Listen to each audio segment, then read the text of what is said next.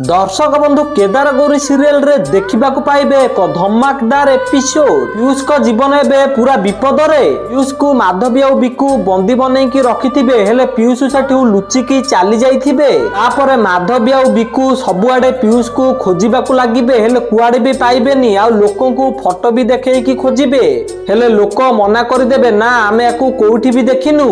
तापरे माधवी कहिबो ताले से शैतानटा गला कुआडे। आ एपटे गौरी तांको छुआ को नहीं कि रोड रे जाउथिबा बेले तांको छुआ को खेलौथिबे आउ पीयूष भी सेही पाखरे थिबे।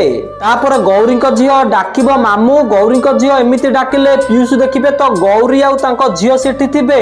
तापर पीयूष गौरी को देखिकी डाकिबे दीदी हेले गौरी को पीयूष को कथा सुगा जीवनी। तापर पीयूष गौरी को पाखकू दौड़ी जिबे हेले गौरी भाबिबे पीयूष को गोटे पागल बोली। गौरी एमिति भाबे कि तांको झियो को नहीं कि सेठू चली जिबे। तो दर्शक बंधु आपण मानकू कोन लागुची पीयूष कोन माधवी और बिकु हाथरू बंची पारिबे हां कि ना हमकू कमेंट माध्यम रे जणांतु। आ केदार गौरी सीरियल रो सर्वप्रथमे सब अपडेट जानिबा पई हम वीडियो गोटे लाइक करी चैनल को सब्सक्राइब कर दियंतु।